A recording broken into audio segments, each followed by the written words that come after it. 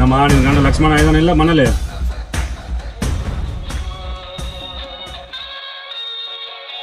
ನಿನ್ ಗಂಡಿಲ್ಲ ಗೌಡ?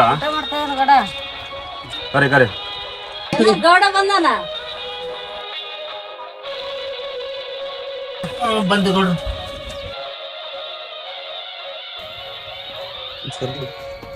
ಏನ್ ಲಕ್ಷ್ಮಣ ಯಾವಾಗ ಕೊಡ್ಕಂದಿದೆ ರೊಕ್ಕ? ಕೊಡ್ತೀನಿ ಗೌಡ. ನೀ ಯಾವಾಗ ಕೊಡ್ಬೇಕಂತದಿ? 3 ತಿಂಗಳ ಕೊಡ್ತೀನಿ ಗೌಡ. ಹಾ ಮಗ ಹೋಗಿ ಅಂದಿದ್ದೆ ರೊಕ್ಕ 3 ತಿಂಗಳ ಆದ್ಮೇಲೆ ತಂದು ಕೊಡ್ತಾನ ಗೌಡ. ಹಾ 3 ತಿಂಗಳ 6 ತಿಂಗಳ ಆಯ್ತು ಇಲ್ಲಿಗೆ. 3 ತಿಂಗಳ ಅವಕಾಶ ಕೊಡ್ಬೋದು. ಹಾ ರೊಕ್ಕ ಮನೆಗೆ ಸುಮ್ಮನೆ ಕೊಡಾಕತ್ತ ನಮ್ಮ ಬೇಸ್ ಮಾಡಿದ್ದೆ ರೊಕ್ಕ. ಒಟ್ಟಿಗೆ ಏನ್ ತಿನ್ಬೇಕಂತದಿ? ತೆಗಿಗೆ ತಿಂದೆ ಒಟ್ಟಿಗೆ? ಹಿಂಗೆಲ್ಲ ಮಾತಾಡ್ಬಾರ್ದು ನೋಡ್ರಿ. ಹಾ ಮತ್ತೆ ರೊಕ್ಕ ಸಮ ಮನೆ ಬಂದಿಲ್ಲ? ಬಂದಿತ್ತು ಗೌಡ. ಹಾ ಮತ್ತೆ ಬರ್ತಾನೆ ಗೌಡ. ಬಂದು 3 ತಿಂಗಳ ಅವಕಾಶ ಕೊಡು ಗೌಡ. ಯಾವ 3 ತಿಂಗಳಿಲ್ಲ ಒಂದು ರೊಕ್ಕ ಕಟ್ಟು ಅಷ್ಟೇ. ಹೋಗಾದಂ ಫಿರೋಣ ಟೈಮ್ ಕೊಡು ಗೌಡ. ತಂದು ಏನ್ ನಮ್ಮ ಅಪ್ಪದಲ್ಲಿ ಬಂದಾಗ ಒಂದ್ ಮಾತು ಇಲ್ಲ ಬಂದಾಗ ಒಂದ್ ಮಾತು ಇರ್ಲಿ ಗೌಡ. ಇರ್ಲಿ ಗೌಡ. ಮಗನ್ ಹೋರಿ ಅಂದ ದಿವಸ ಏನ್ ರೊಕ್ಕ ಆಯ್ತು ಗೌಡ. ಯಾವಾಗ ಕೊಡ್ಬೇಕಂತದಿ? ಇನ್ನ ಬೆಳೆ ಬಂದ್ಮೇಲೆ ಕೊಡ್ತೀನಿ ಗೌಡ. ಯಾವಾಗ ಬೆಳೆ ಬರೋಕಂದ?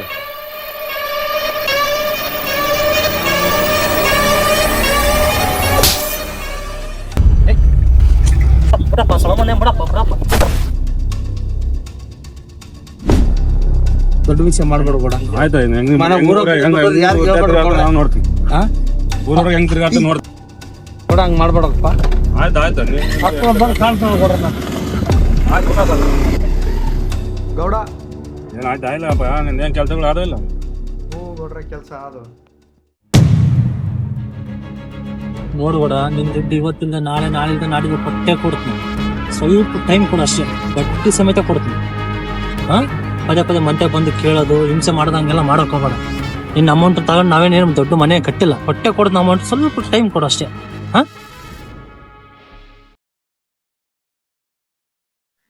ಸೈಡು ಹೇಳ. ಹಾ ಸ್ಕೂಲ್ ತಕ ಬಂದೆ ಬಂದೆ ಬಂದೆ. ಒಂದ್ ಸಿಗರೇಟ್ ತಗೊಂಡೋಗ್ಲಿ.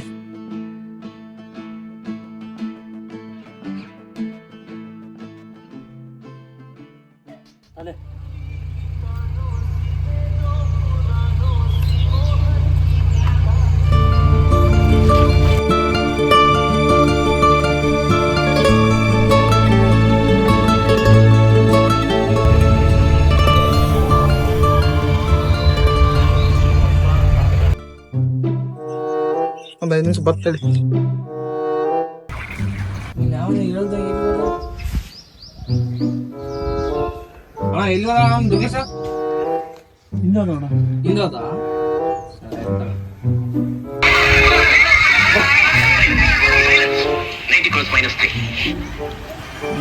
ಫೋನ್ ಮಾಡಿದ ಅಲ್ಲ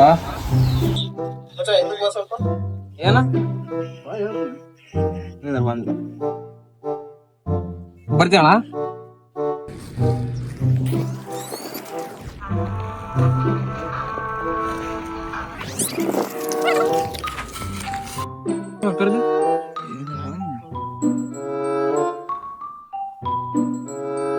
ಏನು ಯಾರು ನೋಡ್ತದೆ? Run.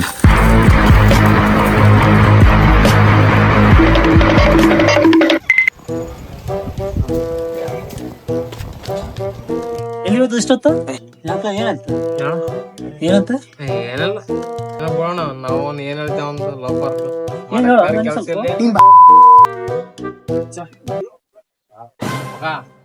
ಚೆನ್ನಾಗಿ ಗಡ್ಡ ಸೊಪ್ಪ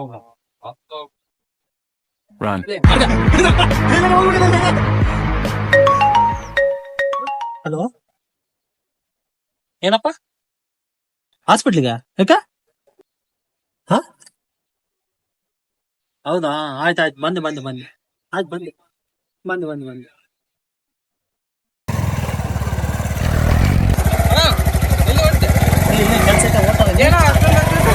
ನಾವು ಫೋನ್ ಮಾಡ್ತಾ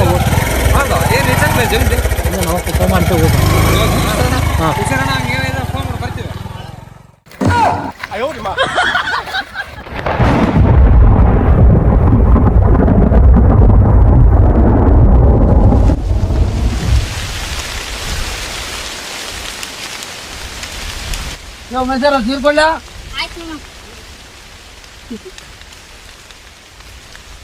ಮಳೆ ಜಲ್ದಿ ಬರ್ತದ. ಜಲ್ದಿ ಮರೆ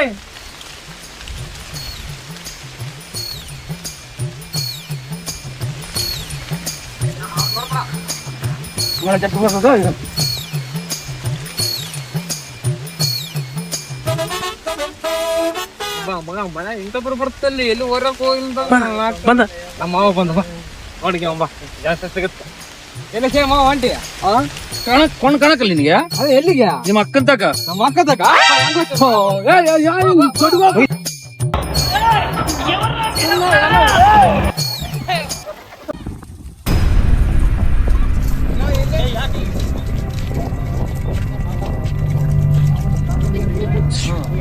ಬಾ ಬಾ ಬಾ ಬಾ ಸ್ವಲ್ಪ ಹಾಸ್ಪಿಟ್ಲಿಗೆ ಹೋಗ್ತಾರೆ ಹೌದು ಏನ್ ಅರ್ಜೆಂಟ್ ಐತೆ ಅಂತ ಬಂದ ಅದೇ ಹಾಸ್ಪಿಟ್ಲಿಗೆ ಬುತ್ತಿ ತಾಣ ಹೋಗ್ತಂತೆ ಹೌದಾ? ಬಾ ಬೇಗ ಬಾ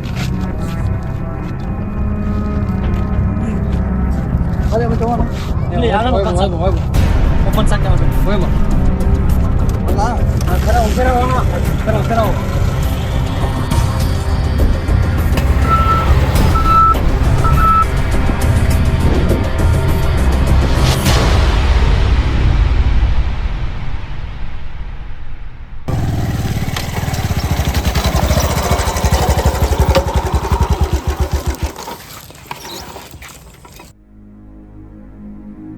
ಬುತ್ತಿ ಕಟ್ಟಿಯಾ ಕಟ್ತಾ ಇದೇನಪ್ಪ ಒಂದ್ 5 ನಿಮಿಷ ನಿಂತ ಆಯ್ತದ ಬೇಗ ಕಟ್ಟಿ ಆಯ್ತು.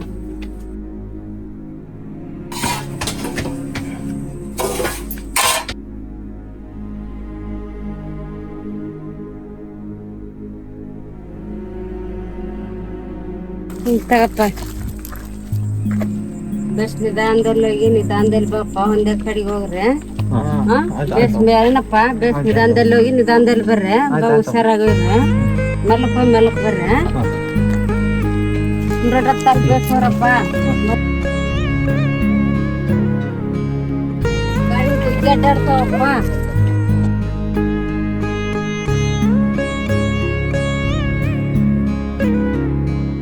ಹೆಲ್ಮೆಟ್ ಬಿಟ್ಟಾತಿಯಲ್ಲ ನಿಂತ್ಕಪ್ಪ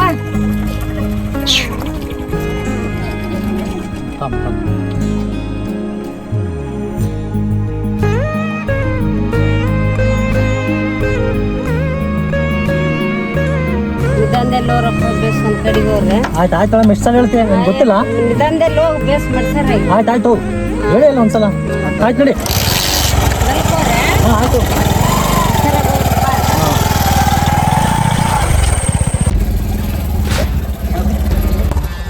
ಹೇ ಯಪ್ಪ ಈ ಹೆಲ್ಮೆಟ್ ಇಂದ ಯೋಸಲ್ ಹಾಳಾಗೋಗುತ್ತಾ ತಗಲಿದ್ದು ಹೆಲ್ಮೆಟ್ ಇಡ್ತಾ ಇರ್ಲಕ್ಕೆ ಇಲ್ಲ ಇಲ್ಲ ಬೇಡ ಬಾ ಅದನ್ನೇ ಮಾಡ್ಕೊ ಇನ್ನು ಇವಾಗ ಹಾಸ್ಪಿಟ್ಲ್ ಹೋಗ್ತದ ಇಲ್ಲಿ ಒಳ್ಳೆ ಹುಡುಗಿ ಆಗತ್ತದ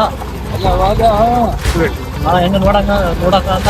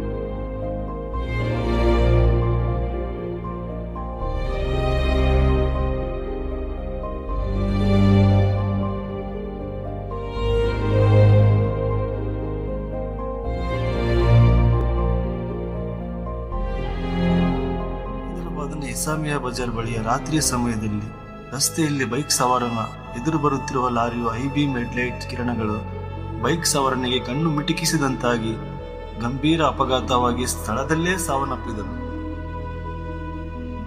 2024 ಜುಲೈ ತಿಂಗಳಲ್ಲಿ ಕರ್ನಾಟಕದಲ್ಲಿ ಕೇವಲ ಒಂದೇ ವಾರದಲ್ಲಿ 8,000ಕ್ಕೂ ಹೆಚ್ಚು LED ಐಬೀಮ್ ದೋಷಗಳು ಪ್ರಕರಣಗೊಂಡಿವೆ. 2017ರಲ್ಲಿ ಬೆಂಗಳೂರಿನಲ್ಲಿ ಮಾತ್ರ 5,045ಕ್ಕೂ ಹೆಚ್ಚು ಐಬೀಮ್ ಹೆಡ್ಲೈಟ್ ಕೇಸ್ಗಳ ಪ್ರಕರಣಗಳು ಕಂಡುಬಂದಿವೆ.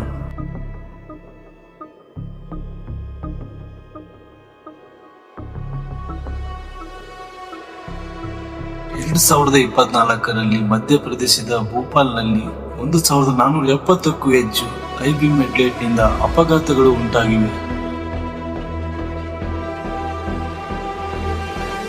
ಕೇರಳದ ಕೋಜಿಕೋಡ್ ಜಿಲ್ಲೆಯಲ್ಲಿ 180ರಿಂದ 220 ವ್ಯಾಟ್ಗಳ ತೀವ್ರ ಹೈ ಇಂಟೆನ್ಸಿಟಿ ಬೆಳಕುಗಳನ್ನು ಬಳಸಿದ ಕಾರಣ 393 ವಾಹನಗಳನ್ನು ಸೀಸ್ ಮಾಡಲಾಗಿದೆ.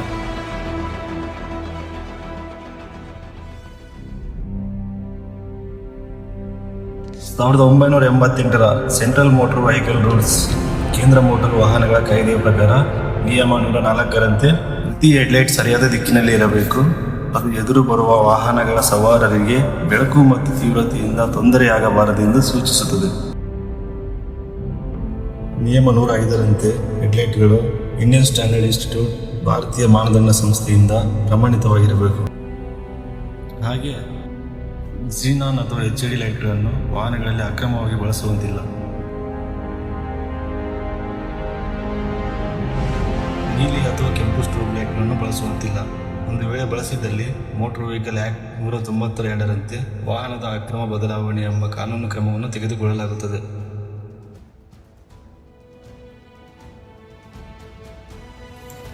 ಐಬೀಮ್ ಬಳಸಿ ಇತರ ವಾಹನ ಚಾಲಕರ ದೃಷ್ಟಿಗೆ ತೊಂದರೆಯನ್ನುಂಟು ಮಾಡಿದರೆ IPC 279 ಅಥವಾ ಮೋಟಾರ್ ವೆಹಿಕಲ್ ಆಕ್ಟ್ ಪ್ರಕಾರ ಸೆಕ್ಷನ್ 184ರ ಅಡಿಯಲ್ಲಿ ಕಾನೂನು ಕ್ರಮ ತೆಗೆದುಕೊಳ್ಳಲಾಗುತ್ತದೆ. ನ್ಯಾಷನಲ್ ಕ್ರೈಮ್ ರೆಕಾರ್ಡ್ ಬ್ಯೂರೋ ಪ್ರಕಾರ ಪ್ರತಿದಿನ 45% ಬೈಕ್ ಸವಾರರು ಹೆಲ್ಮೆಟ್ ಇಲ್ಲದೆ ಸಾಯುತ್ತಿದ್ದಾರೆ. ಹಾಗೆ ಕಲಂ 129ರ ಅಡಿಯಲ್ಲಿ ಇಬ್ಬರು ಸವಾರರು ಸಹ ಹೆಲ್ಮೆಟ್ ಧರಿಸಬೇಕು. ಈ ಮೇಲಿನ ಇವೆಲ್ಲವೂ ಕೇವಲ ಚಾಲನೆಯ ತಪ್ಪು ಮಾತ್ರ ಅಲ್ಲ, ಇದು ಕಾನೂನಿನ ಉಲ್ಲಂಘನೆ. ಕಾನೂನು ಕೇವಲ ಕಾಗದವಲ್ಲ, ಅದು ಜೀವ ಉಳಿಸಲು ಮಾಡಿರುವ ಒಂದು ಪ್ರತಿಜ್ಞೆ. This is not only social messaging, it's our responsibility.